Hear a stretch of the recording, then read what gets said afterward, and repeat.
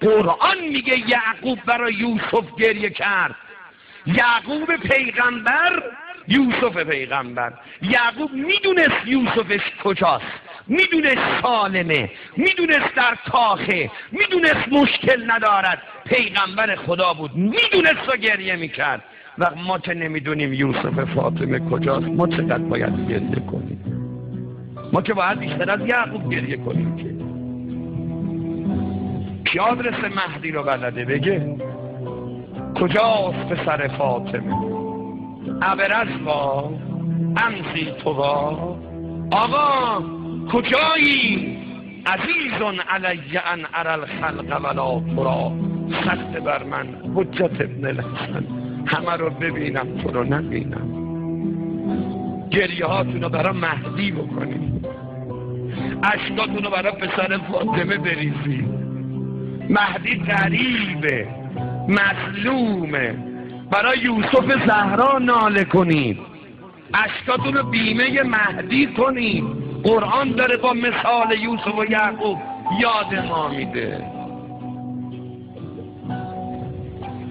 یکی از وظایف ما اینه که گریه‌هامون بیمه پسر فاطمه بشه. و امام زمان میگه اگه تو به یاد من باشی منم به یاد تو هم. اگه تو برای فرج من دعا کنی منم برای سلامتی تو دعا میکنم. تو وقتی به فکر من باشی منم به فکر تو هم. جوون ها نمیدونم این حرف از من تا حالا شنیدید یا نه، ولی بگذارید شب سوم مجلس محرم سال 85 شاید محرم آخرین باشد، بذارید درد و دل امام زمان براتون بکنم. اگه کسی از من بپرسه از امام حسین قریب تر کی، میگم از حسین قریب تر پسر فاطمه مهدی زهراست. دلیلم دارم، استدلالم رو گوش کن. نمیخوام احساساتی بشی گریه کنی یا با فهم گریه کن، دلیلم رو گوش کن و گریه کن. من عرضم حسین سید الشهداست، درست، به مظلومیت شهیدش کردن، درست، اما حسین یه ابوالفضل داشت. عباس امام زمان کیه؟ حسین یه علی اکبر داشت. علی اکبر امام زمان کیه؟ حسین قاسم داشت، اون داشت، جعفر داشت. چراغا رو خاموش نکنید. کیه قاسم و علی اکبر امام زمان؟ کیو داره حجت ابن الحسن؟ کیه امام زمان؟ کیو داره؟ دلش خوش کی کرده؟ دلش خوش من تو کرده؟ من و تو عباسی برای امام زمان؟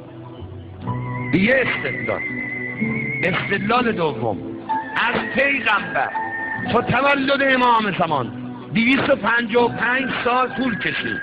تا اول امامت حضرت مهدی 260 سال. جوانهای دانشجو، جوانهای غیرتمند، جوانهای ولایتی، جوانهای امام زمانی، 13 تا معصوم مظلومیتشون همه با هم 260 ساله. اما امام زمان به تنهایی 1170 سال قریب. تو رو به خدا مهدی از امام حسین مظلوم تر. کسی دیگه سراغ امام زمان رو میگیره؟ کسی دیگه به فکر امام زمان هست؟ 24 ساعت از همین این شبانه روزت گذشت، از دیشب تا حالا به من نمیخواد جواب بده. خودت و امام زمانت از دیشب تا حالا چند بار توی 24 ساعت به فکر امام زمان بودی؟ به یاد پسر فاطمه بودی؟ آقا کجایی؟ چه میکنی؟ از دست من راضی هستی؟ نیست؟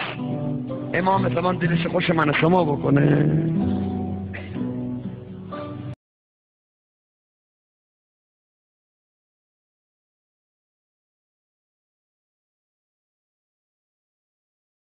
خبر نداره امام زمان پیغام بده ماه مبارک رمضان پارسال که امام زمان علیه السلام روز 13 ماه رمضان تو جمع کردن خدمت یکی از علما، خدمت آقا رسید، میگه دیدم چشمای مهدی فاطمه کوچولو شده، زیر چشمای امام زمان کبود شده.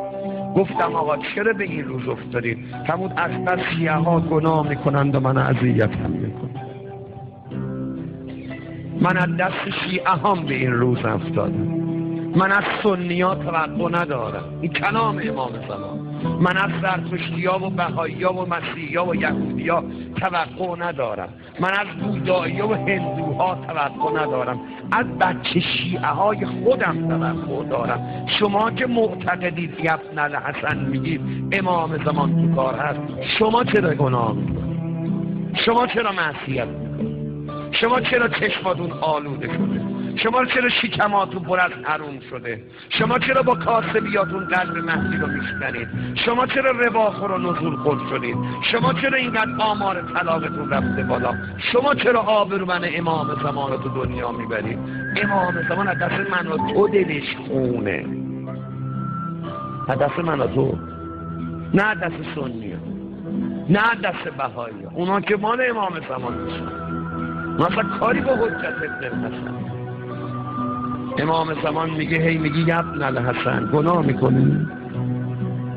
آقا فرموده بود مردم گناه میکنن، من شب صبح باید گریه بکنم بگم خدایا به خاطر من ببخشش. گریه کنه حسین، این مشکی پوش حسین من، این برای مادر کتک خوردم گریه کرده، به خاطر گریه هاش خدایا ببخشش. من هی باید واسطه بشم عذاب نیاد برای شما. مهدی برای ما گریه میکنه، چرا ما برای مهدی گریه نکنیم؟ جوانی که شب میخوابه صبح بدون این که نیت کنه صبح بیدار بشه نماز صبح، اصلا دیگه تفکر نماز این جوان میتونه بگه من شیعه حجت ابن الحسنم؟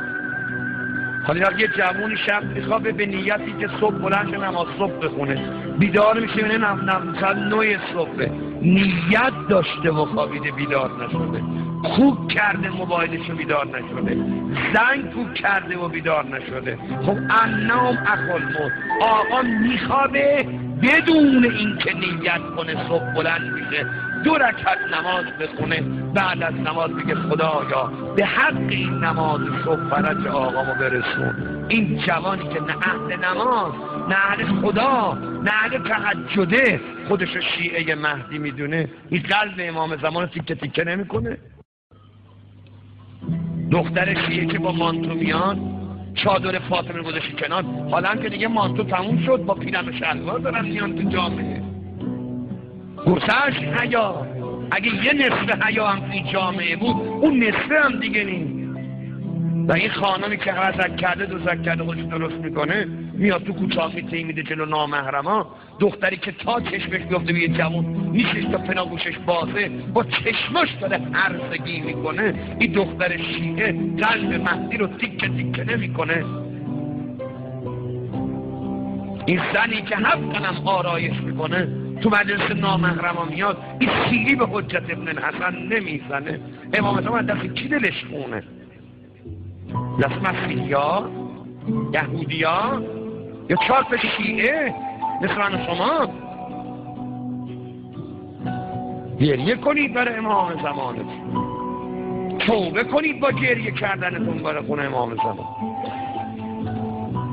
تا کجا گریه کنید؟ تا اونجا که قلب مهدی رو به دست بیاریم، تا اونجا که گریه بکنیم امام زمان به گریه هامون ترحم کنیم. یه کاری کنید برای امام زمان. نماز میخونه، نه یه قنوتی، نه یه اللهم کن لولی، یکی هیچ به کجا؟ نماز، اونا که نماز میخونن نمازشون بو امام زمان نمیده. شما نظر رو برو نگاه کن، آمار نظر رو بگید، چند تا سفره پهن میکنن برای فرج امام زمان، چند تا سفره پهن میکنن برای که مریضشون رو شفا بده خدا، خونه دار بشن، ماشین دار بشن، بچه دار بشن، قرضشون ادا بشه. دعاهای مردم آدم بیاد جمع کنه، خودت که دعا میکنی چند تا دعاها برای حجت ابن الحسن، آرزوات و عدل بیرون بید، چند تا آرزوات مال امام زمان. امام زمان توی دل ما تعریف، تو خونه ما دارد. دخترت الله کنه و دیگه که یادش دادی بچه کوچولو تو شعرهایی که تو تلویزیون میخونند و همه رو حفظن، همه رو، تمام خواننده ها رو میشناسه بچه، تمام هنرپیشا رو میشناسه، تمام فوتبالیست ها رو میشناسه، همه برنامه ها رو میدونه، شنبه کانال 1 چی داره، دوشنبه چی داره، کدوم سریال کی پخش میشه، همه حواسه رفته تو این تلویزیون، تو این قوطی جادو و سحرآمیز. ولی پسرت خبر داره، دخترت خبر داره امام زمان اسمش کیه، قرار کی بیاد، برای چی نمیاد. اینقدر که سریال ها رو دنبال میکنید ببینید این سریال بعدش چی میشه. وقتی هم نبینی از خط تو میپرسی دیشب من خوابم برد نتونستم ببینم، پرسیدی این جمعه چه خبر، از امام زمان چه خبر. به اندازه یه سریال برای حجت ابن الحسن ارزش قائلیم، به اندازه یه فیلم سینمایی، به اندازه یه مسابقه فوتبال جوونا که چند شدند و کی برد و کی باخت، به اندازه یه توپ ورزشی برای حجت ابن الحسن ارزش قائلیم. چقدر مایه اومدی برای امام زمانه؟ مگه شیعه نیستی شما؟ از کی سوال کردی؟ پیش کی رفتی؟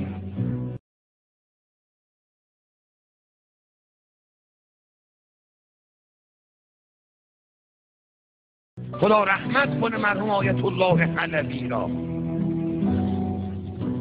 شیخ محمود حلبی، پیر مرداری سویلا. میدونن من که میگم تو همین یزد شما چقدر منبر رفت مرحوم حلبی، مجتهد امام زمانی حجت ابن الحسنی میبرد برای امام زمان، همه منبراش امام زمانی بود. گریه میکرد مرحوم حلبی که مرحوم کافی شاگرد حلبی بود، مرحوم شباسیان شاگرد حلبی بود، شاگرداش همه میگن ابن الحسن. هر کی تو خط حلبی باشه منبر دربست مال امام زمان. کاری با انگای سیاسی هم نداریم که به این اون میچسبونن. و مرحوم حلبی میگفت یه مرغ، یه بوقلمون، یه مرغ تو خونت باشه ببین تو رو به خدا کار. و خودشون گریه میکرد، گفت امام زمان منو ببخش، من چیکار کنم، جامعه منو به اینجا رسونده این مثال بزنم. هی میزد بدانی گفت ای وای بر من چه خاکی مثلا گمت دست مردم و بی تفاوتی مردم که مجبورم این مثال بزنم. یه مرغ، یه بوقلمون تو حیات خونت باشه، یه رو بیای ببینی نیست و احتمال بدی در باز بوده رفته بیرون، تا کجا دنبالش میری بگرد؟ از همسایا بپرسی بوقلمون منو ندیدی؟ مرغ منو ندیدی؟ میای تا سر کوچه از مغازه دارا میپرسی، میگردی کل محل رو که یه مرغ تو پیدا کنی. چند سالته؟ 50 سالته؟ 50 سال امام زمان تو نمیدونی کجاست، کجا دنبالش باشه؟ کی رفتی پرسی پسر فاطمه کجاست؟ چرا دلامون رو دادیم به دنیا؟ خالی کردیم دلمون از عشق مهدی فاطمه. به اندازه یه سند خونه که گم میشه خونه رو زیر رو میکنی، یه چکت گم میشه اگه سفید امضا باشه شب خوابت نمیبره، امام زمان به اندازه دست چک قبول بکن، به اندازه یه سند. ای داد بیداد امام زمان دلش خون، ولی خوش بال اونایی که بلند میشن یبنن. روایت داریم جوانای خوب آخر زمان شب که میخوابن با وضو میکنن، رو به قبله میکنن. اگر بدونن شب برای نماز شب بیدار نمیشن، سر شب نماز شبشون رو میخونن. میدونید که جوان میتونه سر شب نماز شب بخونه، میگه آقا من خوابم میبره لیاقت پیدا نمیکنم، بعد نماز مغرب عشاش، قبل 12، بعد از 12، قبلی که بخوابه میگه من میدونم بخوابم نمیتونم 11 رکعت بخونم، وای میشه میخونه، بعد رو به قبله میخوام، میگه امام زمان خودمو به تو سپردم. امام زمان میشه شب دست مبارک تو رو سینم بگذاری، تکونم بدی، منو بیدارم کنی، من یه لحظه جمال تو ببینم. با عشق بازی با حجت ابن حسن میخوابه، صبح بلند میشه، نماز صبحشو میکنه، زد عاشوراشو میکنه، تو نمازش اللهم کن لولی یک میکنه. آقایون جوونا روایت این هر کس تو نمازش اللهم کن لولی یک بخونه یا اصلا دعا فرج بخونه 90 چیز گیرش میاد. سندش بهتون میگم برید مطالعه کنیم. کتاب موعودنامه یا الفبای مهدویت، هر کی درباره امام زمان چیزی میخواد بدونه تمام مطالب ناب رو آقای تونه‌ای در این کتاب جمع کرده. آقای تونه‌ای در کتاب الفبای مهدویت یا موعودنامه، اول همین کتابی که ورمیداری 20 صفحه فقط برای ثواب خوندن دعای فرج که چی گیرت میاد. تا میگه اللهم کن لولی یک، دست بالا میکنی، امام زمان هر جا باشه دست بلند میکنه، میگه خدایا به خاطر من مهدی این جوان هر چی میخواد بشه، خدایا ببینی به یاد منه، منم به یاد اوه، خدایا امروز روز خوشی باشه براش، امروز کمکش کن گناه نکنه. صبح که بیدار میشه نمازشو با اللهم کن لولی یک. وقتی از خونه میخواد بره دانشگاه، میخواد بره بیرون، امام زمانی اینطوری هم دم در میگه یا صاحب الزمان من خودمو به تو سپردم.